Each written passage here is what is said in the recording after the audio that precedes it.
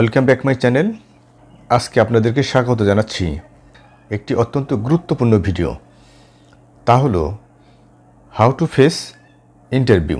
এটিকে আপনারা এভাবে বলতে পারেন, how to face quality interview. অর্থাৎ কোয়ালিটি মেনটেন করে কিভাবে একটি ইন্টারভিউ দেওয়া যায় তার উপরে আজকের এই ভিডিও। আশা করি ধৈর্য ধরে ভিডিওটি দেখবেন, কাজে আসবে। তো আজকের ভিডিওটি এমনভাবে ডিজাইন করা হয়েছে যারা আপনারা নতুন, অর্থাৎ কোনো জব এক্সপিরিয়েন্স নেই, যারা পুরাতন, যাদের এক্সপিরিয়েন্স আছে। এটি হতে পারে হয় ইংলিশ ইন্টারভিউ দিবেন বা বাংলা ইন্টারভিউ দিবেন, যারা সেলস এক্সিকিউটিভ হিসেবে ইন্টারভিউ দিবেন, তারপরে টিচার হিসেবে ইন্টারভিউ দিবেন, তারপরে কোয়ালিটি ডিপার্টমেন্টে যারা চাকরি করেন যারা ইন্টারভিউ দিবেন। প্রত্যেকের জন্যই এই ভিডিওটি এমনভাবে ডিজাইন করা হয়েছে যেন প্রত্যেকেই ভিডিও থেকে উপকৃত হতে পারেন। তো একটা কথা বললে না ভালো, ইন্টারভিউ দিতে যারা আসে তারা কিন্তু প্রত্যেকেই যার যার অবস্থান থেকে প্রস্তুতি নিয়ে আসে। প্রত্যেকেই মনে করে যে আমি যে প্রস্তুতিটি নিয়েছি এটি কারো থেকে কম না। তো ইন্টারভিউ হচ্ছে একটি প্রতিযোগিতামূলক পরীক্ষা। সেখানে আপনাকে নিজেকে এমনভাবে প্রেজেন্ট করতে হবে যেন আর 5-10 জনের থেকে ডিফারেন্ট হয়। আর এই আপনি যেন 5-10 জনের থেকে আলাদা হতে পারেন বা ইন্টারভিউতে আপনি উত্তীর্ণ হতে পারেন, এই ব্যাপারটি নিয়ে আজকে আলোচনা করব। এই ভিডিওটিতে কিভাবে ইন্টারভিউ আপনি ফেস করবেন আমি 3টি অংশে বিভক্ত করেছি। প্রথম অংশ হচ্ছে বিফোর ইন্টারভিউ, অর্থাৎ আপনাকে ইন্টারভিউ, যে প্রতিষ্ঠান থেকে আপনাকে ইন্টারভিউর জন্য কল করেছে, কল করার পরে আপনি কী ধরনের প্রস্তুতিমূলক ব্যবস্থা গ্রহণ করবেন, অর্থাৎ ইন্টারভিউর আগে কী ধরনের আপনি প্রস্তুতিমূলক ব্যবস্থা গ্রহণ করবেন। এবং তারপরে আছে ডিউরিং ইন্টারভিউ চলাকালীন সময় কীভাবে কী ধরনের প্রস্তুতি আপনি দিবেন, কোন কোন জিনিস আপনার জানা দরকার। তারপরে আছে আফটার ইন্টারভিউ হয়ে যাওয়ার পরে কী কী ধরনের প্রস্তুতি আপনি গ্রহণ করবেন। আশা করি এই ভিডিওটি আপনাদের একটি গ্রেট ভিডিও হবে। আমার সঙ্গে থাকুন, আমি এক এক করে এখন আলোচনা করব। প্রথমে আছে আপনি যেদিন ইন্টারভিউ দিতে যাবেন তার আগের দিন রাতে আপনাকে অবশ্যই ফ্রেশ একটা ঘুম দিতে হবে। আগের দিন রাতে যদি আপনি ভালো একটি ঘুম না দিতে পারেন তাহলে আপনার অ্যাপিয়ারেন্সের মধ্যে বা আপনার চেহারার মধ্যে একটা ক্লান্তির ছাপ আসবে। এটি যদি আসে তাহলে ইন্টারভিউ বোর্ডে যারা থাকবে তাদের আপনার উপর একটি নেগেটিভ ধারণা করতে পারে। আপনি অবশ্যই ফ্রেশ একটা ঘুম দিবেন। ইন্টারভিউ দেওয়ার জন্য আপনি যে পোশাকটি পরিধান করবেন সেটি যেন অবশ্যই আগে থেকেই আপনি আয়রন করে রাখবেন এবং ড্রেস, শার্ট এবং প্যান্ট পরবেন। কোনো ক্যাজুয়াল ড্রেস পরবেন না। এবং শার্টটি অবশ্যই সাদা কালারের হলে ভালো হয়। সাদা কালার হতেই হবে এমন কোনো কথা না, তবে চোখে লাগে এমন কোনো কালারের শার্ট পরিধান করবেন না। হালকা কোনো কালারের শার্ট পরিধান করতে পারবেন। এবং এটি কিন্তু লাল কোনো শার্ট হওয়া চলবে না। আর প্যান্টের ক্ষেত্রে বলি কালো প্যান্ট হলে ভালো হয়। যদি কালো প্যান্ট না থাকে তবে অবশ্যই আপনারা নেভি কালার প্যান্ট পরতে পারেন। আর শু কিন্তু অবশ্যই আগের দিন আপনারা পলিশ করে রাখবেন। তারপরে আরও আছে, সেটি হলো যে অনেক সময় দেখা যায় কারোর সাথে এক ধরনের গন্ধ থাকে। সেই গন্ধটিকে রোধ করার জন্য আপনি অবশ্যই হালকা সেন্ট ব্যবহার করতে পারেন। তো যখন আপনি ইন্টারভিউ দিতে যাবেন, ইন্টারভিউ বোর্ডের সামনে যাবেন, তখন ওই গন্ধটা যদি তাদের নাকে চলে যায় তাহলে কিন্তু তারা একটু বিরক্তিকর অবস্থা হবে। তাছাড়া আরও কিছু বিষয় আছে, যেমন কারো কথা বলার সময় মুখ দিয়ে দুর্গন্ধ বের হয়। এটি অবশ্যই একটি বিরক্তিকর বিষয়। ইন্টারভিউ বোর্ডে যারা থাকে তারা চেষ্টা করে আপনাকে যত তাড়াতাড়ি ইন্টারভিউ বোর্ড থেকে বিদায় করা যায়। তো আপনি অবশ্যই ব্রাশ করে যাবেন এবং আপনার যদি অ্যাজ ইউজুয়াল মুখ দিয়ে গন্ধই থাকে তাহলে আপনি একটি এলাচি, দারচিনি এগুলো আপনি চিবাতে পারেন বা একটি চকলেট আপনি চিবাতে পারেন। তাহলে কি হবে যে আপনার মুখ দিয়ে দুর্গন্ধটি বের হলেও তারা বুঝতে পারবে না। তো আপনি নির্দিষ্ট ডেটে অবশ্যই কিছু সময় নিয়ে যাবেন। আমাদের দেশের প্রেক্ষাপটে রাস্তার যে অবস্থা, অবশ্যই আমাদেরকে কিছু সময় হাতে নিয়ে যেতে হবে এবং একটু ফ্রেশ হবেন। এবং আপনি দেখবেন যে আরও কিছু লোক হয়তো ইন্টারভিউ দেওয়ার জন্য অপেক্ষা করতেছে, তাদের সাথে আপনি অত সাইড টক করা দরকার নেই, বেশি সাইড টক করবেন না। এবং চুপচাপ বসে থাকবেন। সময় ওখান থেকে আপনার ইন্টারভিউ শুরু হয়ে গেছে। এইচআরের লোক কিন্তু মনিটরিং করে কে কী কথা বলে। তো এখন যে কথাগুলো বললাম সেগুলো হলো ইন্টারভিউ দেওয়ার পূর্বে যে কিভাবে আপনি একটি প্রস্তুতি নেবেন তার বিষয়ে। আপনাকে যখন একদিন আগে কল করবে ইন্টারভিউ দেওয়ার জন্য, আপনি যে পদে ইন্টারভিউ দিবেন সেই পদে ইন্টারভিউ দেওয়ার জন্য কী ধরনের কোশ্চেন অ্যারেঞ্জ হতে পারে, সবচেয়ে আপনি ভালো জানেন যে কী ধরনের কোশ্চেন অ্যারেঞ্জ হতে পারে। তো ওই ধরনের সম্ভাব্য কোশ্চেনগুলো আপনি অবশ্যই প্র্যাকটিস করবেন। তো মোটামুটি একটি ধারণা নেবেন আপনি যে পদে চাকরি করেন ওই পদ সম্পর্কিত, ওই দায়িত্ব কর্তব্য সম্পর্কিত আপনাদের সাধারণ কোশ্চেন জিজ্ঞেস করা হবে, এগুলো প্র্যাকটিস করে যাবেন। এবার আসি ইন্টারভিউ চলাকালীন সময় আপনি কী ধরনের ব্যবস্থা নেবেন। সেটি হলো নাম্বার 1-এ আছে, আপনাকে যখন ডাকা হবে আপনি ইন্টারভিউ বোর্ডে যাওয়ার আগে আপনি অবশ্যই পারমিশন নেবেন। আপনি বলতে পারেন may I come in sir, ইংলিশে বলতে পারেন, বাংলায় বলতে পারেন। আমি কি স্যার আসতে পারি? তারা অবশ্যই বলবে যে আসুন। তারপরে আপনি সালাম দিবেন। যে ধর্মের যে লোক থাকেন তারা ওই ভাষায় তাদেরকে সম্বোধন জানাবেন। আর ইংলিশ কিন্তু আসলে একটি অতিরিক্ত যোগ্যতা, এটি পর্যায়ক্রমে আপনারা শিখে নেবেন। অবশ্যই অনুমতি নিয়ে বসবেন চেয়ারে, অনুমতি ছাড়া আপনি বসবেন না, তাদের অনুমতির জন্য আপনি অপেক্ষা করবেন। যাই হোক, তো আপনি খুব সাধারণ থাকবেন, হাসি খুশি থাকবেন, স্মাইলিং থাকবেন। তারপরে আপনার এটাও চিন্তা করতে হবে যে আপনার সামনে যারা বসে আছে তারা কিন্তু আপনার আমার মতো সাধারণ মানুষ, তাদের দেখে ভয় পাওয়া চলবে না। হয়তো ওই চেয়ারে আপনিও কোনো দিন বসতে পারেন। আপনি যদি লক্ষ্য স্থির করেন তাহলে ওই চেয়ারে আপনিও বসতে পারবেন। যাই হোক, এবার ইন্টারভিউ শুরু হবে। প্রথম কোশ্চেন হচ্ছে, আপনাকে ইন্টারভিউ বোর্ডে যারা থাকবে তারা আপনার নাম জিজ্ঞেস করবে। আপনি আপনার নাম বলে দেবেন। তারপর আপনাকে জিজ্ঞেস করবে টেল আস অ্যাবাউট ইউর সেলফ, বা আপনার সম্পর্কে কিছু বলুন। এটি হচ্ছে সবচেয়ে গুরুত্বপূর্ণ একটি বিষয় ইন্টারভিউর মধ্যে। এটি যদি আপনি ভালো করে প্রেজেন্ট করতে পারেন তাহলে আপনার সিলেক্ট হওয়ার চান্স থেকে যায়। তো এটি আপনি কিভাবে করবেন, আমি যেভাবে করি একটু বলি আপনাদেরকে। My name is Mohammad Shariful Islam. I live in north Kafrul in Dhaka. My final educational qualification is Masters of Business Administration from International Islamic University, Chittagong. Major Marketing and International Business. I took part some valuable training, like I went to Japan for 22 days long TQM training with scholarship. Also, recently I have successfully completed certified Lean Six Sigma Master Black Belt, Lean Six Sigma Data Analytics. Also, I participated 5-month long training in BUFT for Lean Manufacturing. এখানে একটা কথা বলা দরকার, তা হলো আমার যেমন 10টি ট্রেনিং আছে, 10টি ট্রেনিং তো আর বলা যাবে না। মূলত 4-5টি ট্রেনিং বা 3টি ট্রেনিং তারা বলবেন যদি থাকে। আর যাদের ট্রেনিং নাই তারা এই জায়গাটা আপনি স্কিপ করে যাবেন। তারপর আসি যে আমি যেমন গার্মেন্টস ট্রেডে আছি, এই জন্য আমি এভাবে বলি I have been working in RMG sector more than 13 years. During 13 years, I hold the position like AGM QA, Senior Manager QA, Manager QA and Central QA.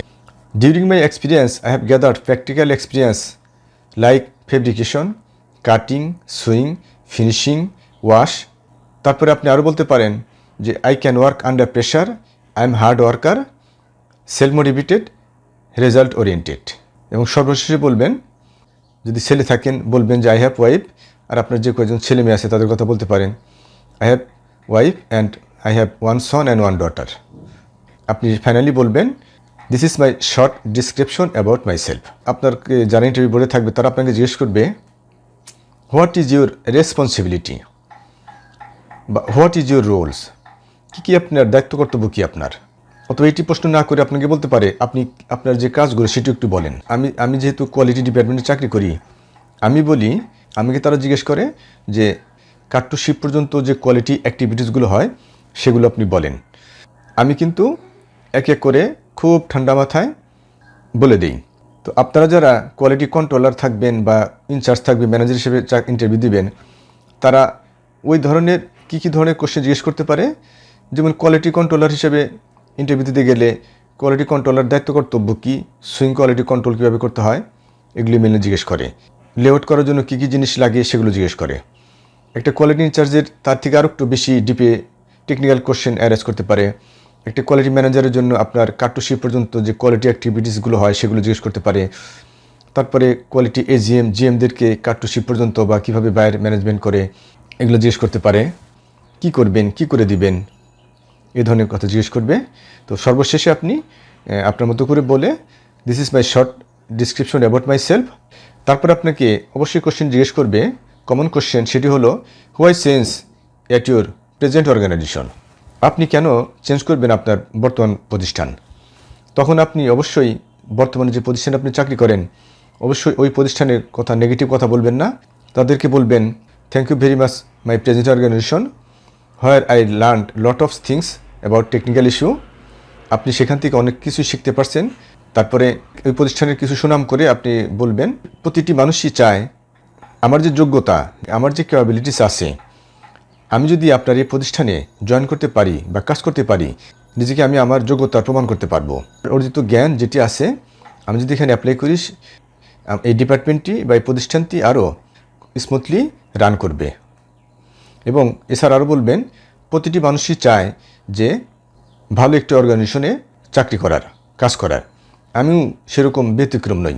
আমিও চাই যে আপনার প্রতিষ্ঠানের কাজ করি, কারণ আপনার প্রতিষ্ঠানে যারা চাকরি করে তারা, কারণ আপনার প্রতিষ্ঠান মার্কেটের ইমেজ অনেক ভালো।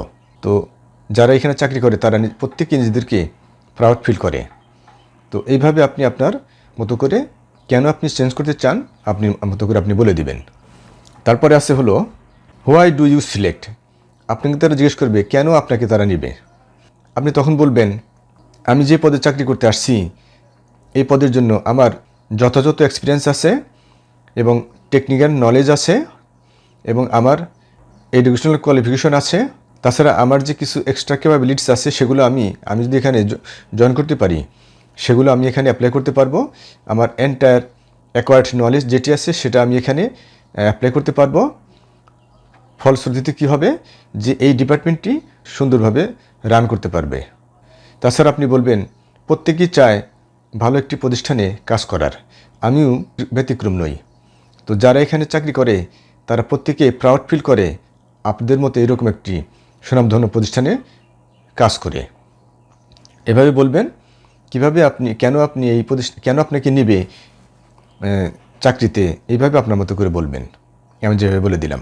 বিষয়টা হলো যে কথার পৃষ্ঠে কথা আসবে, আপনাকে কথাটা প্রথমে আগে ভালো করে শুনতে হবে, তারপরে আপনি ভালো করে শুনবেন, বুঝবেন, তারপরে উত্তর দিবেন। তাড়াহুড়ো করার কিছু নাই, আপনি ঠান্ডা মাথায় উত্তর দেওয়ার চেষ্টা করবেন, সুন্দর বাচনভঙ্গি রাখবেন, স্পষ্ট উচ্চারণ করবেন। তারপরে আছে আপনাকে জিজ্ঞেস করতে পারে হোয়াট ইজ ইউর স্ট্রেংথ। তখন আপনি বলতে পারবেন যে I can work under pressure, I am hard worker, self motivated এবং রেজাল্ট ওরিয়েন্টেড। এই স্ট্রেংথগুলো আপনি বলে দিবেন। তারপরে আপনাকে জিজ্ঞেস করতে পারে হোয়াট ইজ ইউর উইকনেস। এটি অবশ্যই আপনারা 5টি পয়েন্ট 6টি পয়েন্ট উল্লেখ করবেন না, সর্বোচ্চ আপনি 3টি পয়েন্ট উল্লেখ করবেন। এবং পয়েন্টগুলো যদিও উইকনেস মানে দুর্বলতার দিক প্রকাশ করে, কিন্তু এটি আপনাকে স্ট্রেংথ হিসাবে তারা মনে করবে। উত্তরটা এরকম, যেমন আপনি বলতে পারেন আই ক্যান সে নো, অর্থাৎ if someone help to you you can say no. কেউ যদি আপনার কাছে কিছু সাহায্য চায় আপনি তা না করতে পারেন না। এটি কিন্তু এক ধরনের উইকনেস, কিন্তু এটা তারা পজিটিভলি নেবে। তারপরে আপনি বলতে পারেন আই এম স্ট্রেট ফরওয়ার্ড, আমি ইয়েস অর নো, অর্থাৎ আপনি ডিসিশন পেন্ডিং রাখেন না, হলে হবে না হলে না হবে এরকম। এটি খুবই দরকার। তারপরে আপনি বলতে পারেন I am quick decision maker, আপনি খুব ত্বরিত সিদ্ধান্ত দিতে পারেন। যারা ত্বরিত সিদ্ধান্ত দেয় তার মানে তাদের অ্যানালাইসিস করার ক্ষমতা ভালো আছে এবং তারা বিচার বিশ্লেষণ করে খুব ত্বরিত ডিসিশন দিতে পারে। এটি কিন্তু এক ধরনের স্ট্রেংথই, কিন্তু আমি কি বললাম এটি উইকনেসের মধ্যে নিয়ে আসছি। তাছাড়া বলতে পারেন যে আপনি কথা কথা ইংলিশ বলেন, ইংলিশ এক ধরনের অতিরিক্ত যোগ্যতা, এটিও আপনি বলতে পারেন। তো এভাবে আপনার উইকনেসগুলো আপনি প্রকাশ করতে পারেন। তারপরে তারা আপনাকে ইন্টারভিউ শেষ পর্যায়ে চলে যাবেন। শেষ পর্যায়ে যাওয়ার আগে আপনাকে জিজ্ঞেস করবে যে what is your present salary, আপনি আপনার প্রেজেন্ট স্যালারি বলে দিবেন। তারপরে জিজ্ঞেস করবে যে what is your expectation salary, তখন আপনি আপনার এক্সপেকটেশন স্যালারি যা আপনার মতো করে বলে দিবেন। তারপরে আপনাকে জিজ্ঞেস করতে পারে যে what is your notice period, অর্থাৎ আপনি কত দিনের মধ্যে জয়েন করতে পারবেন।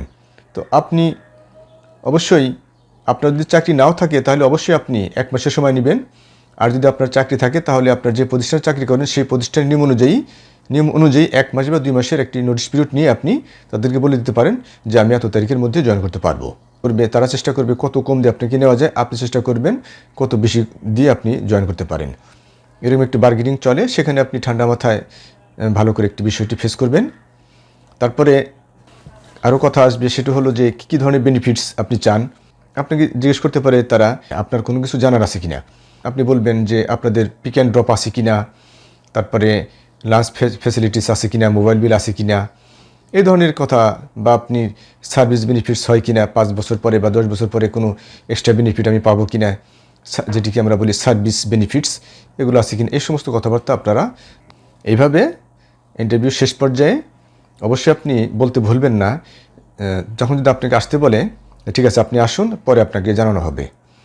তো তখন আপনি অবশ্যই যাওয়ার আগে বলবেন তো আপনারা আমাকে ইন্টারভিউর জন্য ডাকছেন, এই জন্য আপনাকে ধন্যবাদ। এটি ইংলিশে বলতে পারেন thank you very much for calling me an interview, এটা বলবেন এবং তাদেরকে ধন্যবাদ দিয়ে সালাম দিয়ে আপনি রুম থেকে খুব ভদ্রভাবে রুম থেকে বেরিয়ে আসবেন।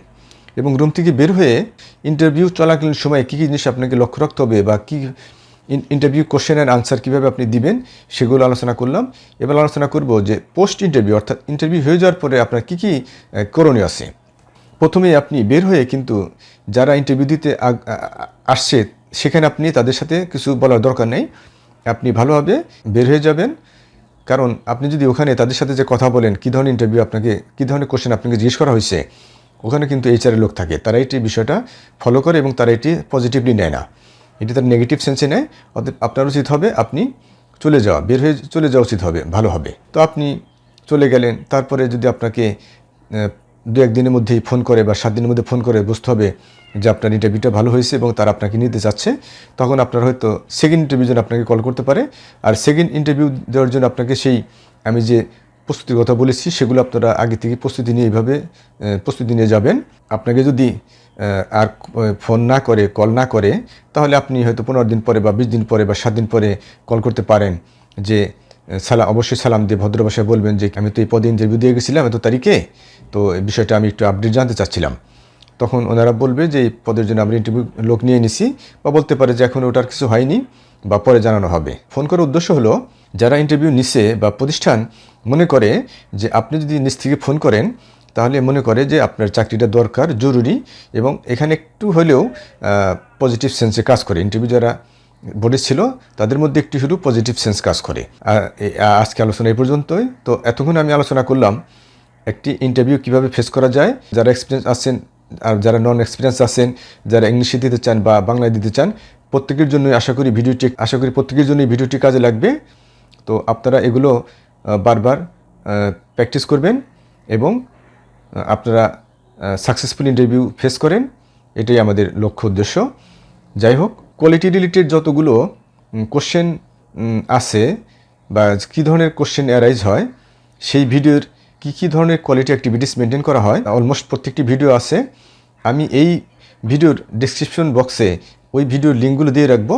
আপনারা আশা করি এগুলো দেখবেন এবং বারবার প্র্যাকটিস করবেন, বারবার দেখবেন। মনে রাখবেন প্র্যাকটিস কিন্তু বড় একটা বিষয়। প্র্যাকটিস যদি আপনি ভালো করে করেন তাহলে কিন্তু আপনার ইন্টারভিউ বোর্ডে বলতে সুবিধা হবে। কথা আর বাড়াবো না, ভিডিওটি এমনি অনেক লম্বা হয়ে গেছে। সবাইকে ধন্যবাদ জানিয়ে আজকের পর্ব এখানে শেষ করছি। ধন্যবাদ সবাইকে। আসসালামু আলাইকুম।